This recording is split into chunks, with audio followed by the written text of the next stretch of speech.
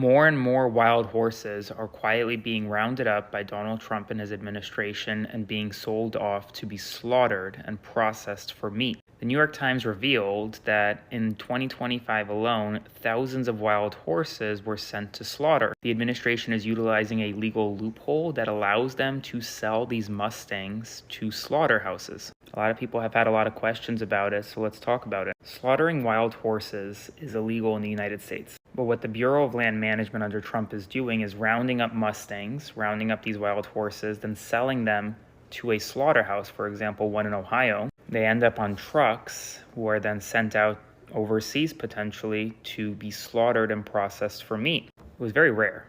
It doesn't happen often. But now thousands and thousands of horses every year under Trump are being slaughtered. So in 2025 alone, that's 3,700 horses. Just be aware, because this is happening.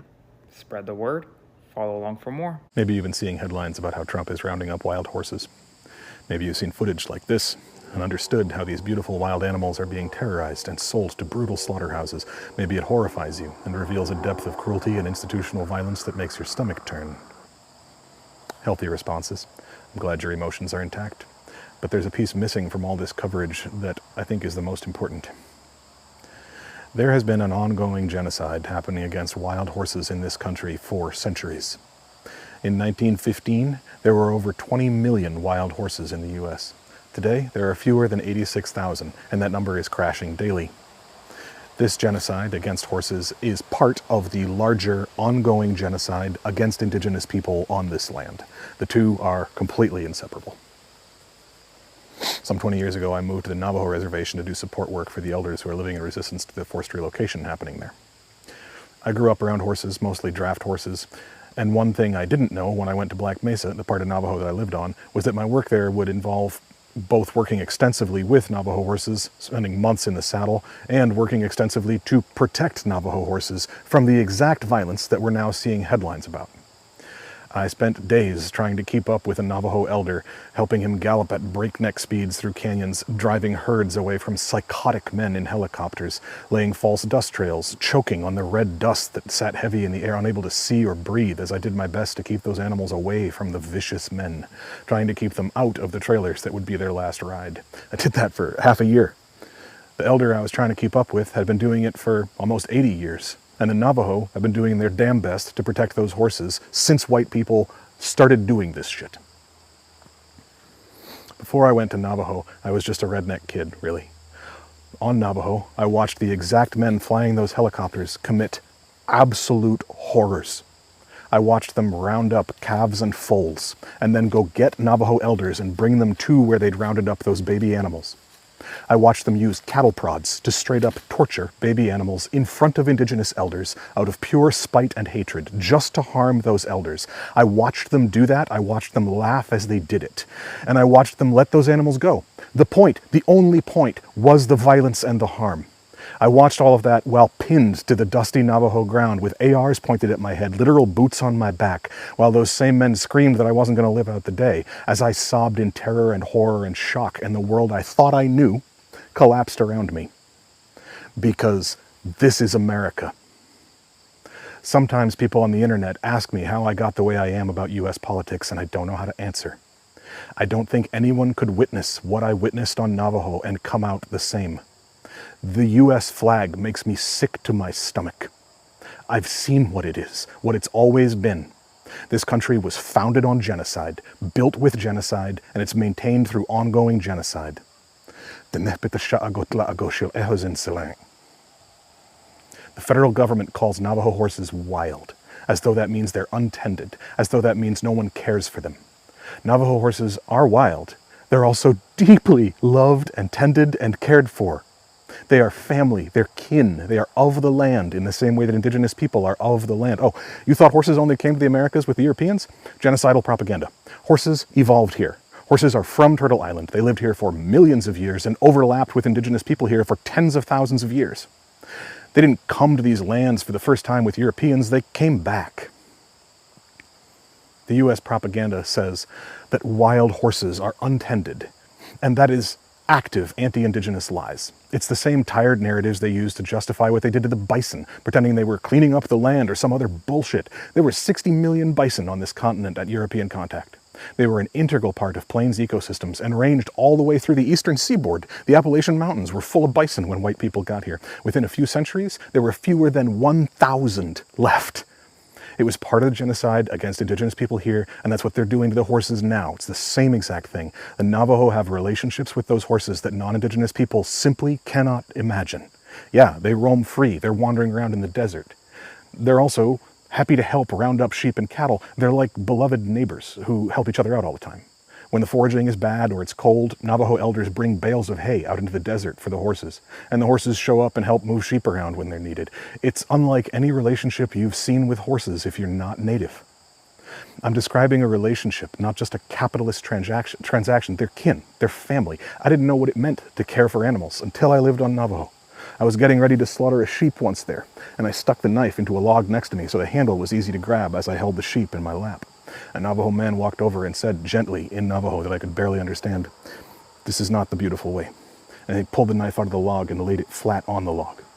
No violent white boy log stabbing. Maybe that anecdote makes absolutely no sense to you. Maybe if you think it makes no difference at all whether that knife was stuck in the log or laid flatly on the log. Maybe it seems like an arbitrary, meaningless rule with zero impact either way, but I can tell you this: if that anecdote makes no sense to you, then you are not from an indigenous culture. To understand the unspeakable horrors that are being done to the horses and to indigenous people through the harm to the horses and many other ways, you must try and understand why the knife had to be laid flat with care and respect. Only once you catch a glimpse of that level of cultural care and respect for animals and the world around you can you begin to understand the sociopathic violence that is being inflicted when they chase horses down with helicopters and torture foals with cattle prods. The violence and injustice that we're seeing footage of and headlines about today is so pronounced that it breaks through our desensitized colonial minds and registers as being over the line. But for indigenous people, the gap between their sense of cultural ethics, health, and these patterns of behavior is so much wider than us settler colonial people can even imagine, because their cultural baselines are so much closer to health and wellness. So however bad us well-intentioned colonizers think this is, however emotional we feel about it, remember that it is as much worse for indigenous people as their cultures are different from ours. And that's very different.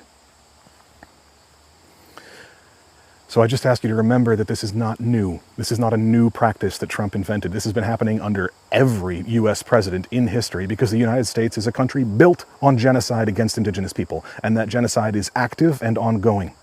It takes many forms, but the mindset is the same. The Epstein class thinks of wild horses and indigenous people exactly the same, and their solutions have been identical forever. For decades, federal BLM has been sterilizing wild horses with blow darts from helicopters. For centuries, the US has been non-consensually sterilizing indigenous people.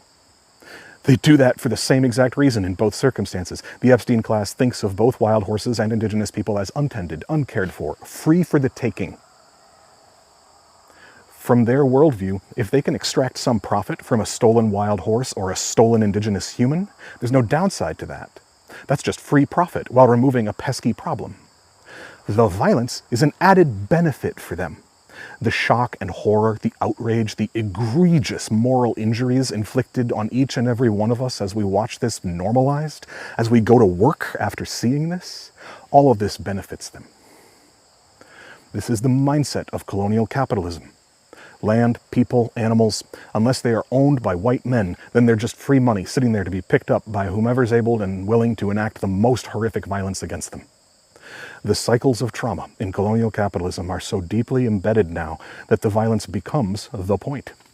Men find some twisted parody of joy and fulfillment in watching indigenous elders scream in pain as the baby animals they love, that are their life, are harmed in front of them.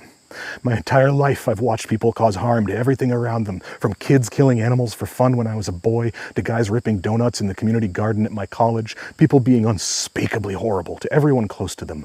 All that behavior grows from the belief that everything is property. If it's not producing profit for you, then it's fair game to be destroyed. The disease of colonial capitalism makes people genuinely believe that they're owed profit. And when something or someone doesn't produce the profit that people feel they're owed, whether that's in a relationship or profit from a land, or if their entire life doesn't produce the profit that they think they deserve as a whole, the disease of capitalism makes these people take it out on anything and everyone around them. And they experience that destruction as rewarding. The colonial mind experiences causing harm as justice and equity. The colonial worldview fractures reality so that land is seen as separate from people. Animals are seen as separate from people. Everything is literally broken into pieces in the colonial framework so that colonized minds believe you can harm someone and have it benefit you. What a psychotic lie. What a sociopathic way to look at the world. Harming horses harms the land, harms the people, and you're a person. Harming indigenous people is harming yourself. Watching indigenous people and horses be harmed is watching yourself be harmed, and you will not be okay. You are experiencing egregious, compounding, traumatic moral injury after moral injury today as you scroll. You're not okay. You will not be okay. You'll live the rest of your life wounded from this. So the only question is this: how will you navigate all the unspeakable moral injuries you're experiencing? Will you perpetuate the cycle of trauma by following the colonial roadmap of further fracturing your mind, pretending you're not as wounded as you are, continuing to live in some pseudo-health as your festering, untended wounds poison everything and everyone around you until your life is exactly the same as the psychotic torture cell that the men rounding up horses today live in, just changed with whatever decor and justifications you prefer? Will you let that be what you pass on to the next generation? Or will you face the wounds honestly and allow them to inform your work of creating a healthier world, honoring the fact that no one can be healthy in this world, and moving with integrity with that? Doing a bunch of yoga and pretending you're okay, that's not the play right now. No one can watch what we're watching and be okay. But pretending that these wounds are new is part of the colonial propaganda. They didn't just start rounding up horses. They've been doing that for centuries. It's what this country is built on. From 20 million wild horses down to 86,000 in a century. From 60 million bison down to under 1,000. And now they're accelerating this. Sit with that pain. This is wounding you. You wouldn't ignore a knife in your stomach. Don't ignore this. Hold tight to your humanity, because it is the only thing that can stop colonial capitalism.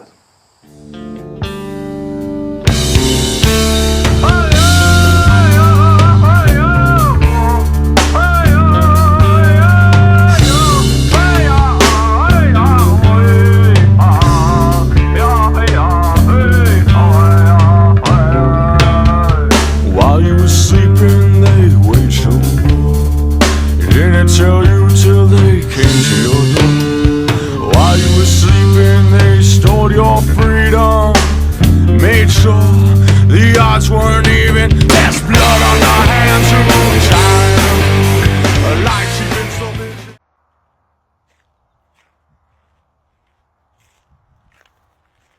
Beautiful horses. They're kind of all. Aww. The babies like kind of snuggle up against their moms. God, some amazing animals. We're gonna rope some res ponies. Today I'm on the Navajo Nation with my friend, Casey Singer. In the past I've helped them round up wild donkeys, but today we're after something a little faster.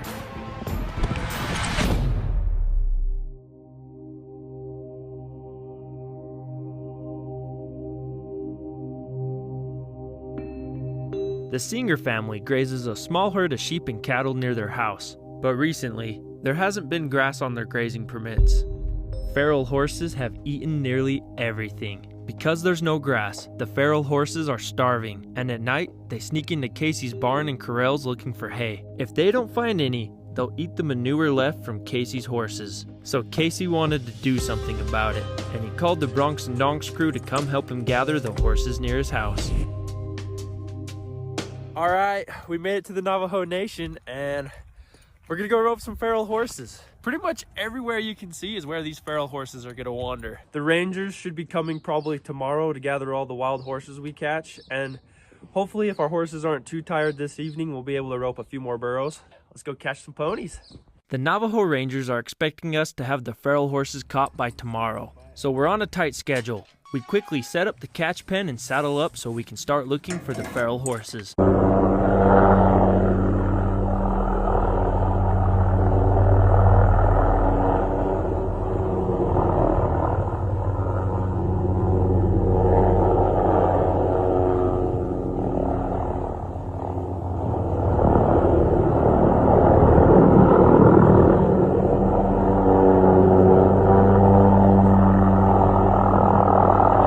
This is where they belong. Look at that. Look how beautiful that is. They don't deserve to be in prison. They shouldn't be picked up. They shouldn't be rounded up. This is their land. Look at that. Look at the whole families, the whole herds, everywhere, just enjoying their life.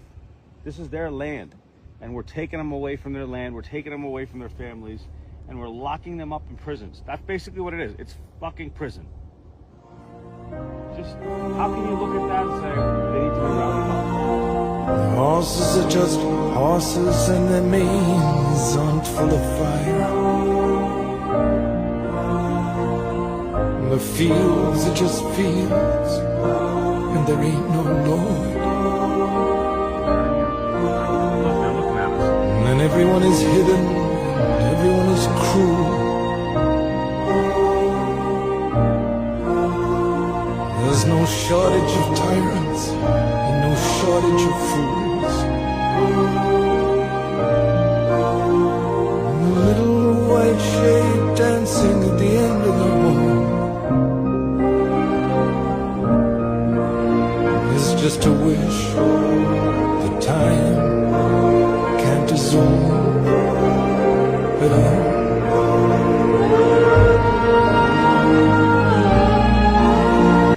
America's wild horses are supposed to be protected. So why are some being sold as low as $25 and allegedly being sold in the slaughter pipeline? A New York Times investigation found that horses who were rounded up from public lands were sold cheaply to buyers and then often ended up going across the border and ending up in the slaughter pipeline. The BLM came out and said that they do not send or sell horses to people who are going to send them to slaughter, and that slaughter violates federal law and sale terms. But that right there is exactly the problem.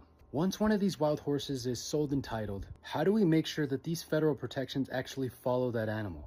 Now the government is coming out and saying that roundups are needed because of drought, wildfires, and that these horses are already stressing out already stressed grasslands. And don't get me wrong, yes, healthy grasslands matter. Horses, deer, elk, cattle all need clean water and forage.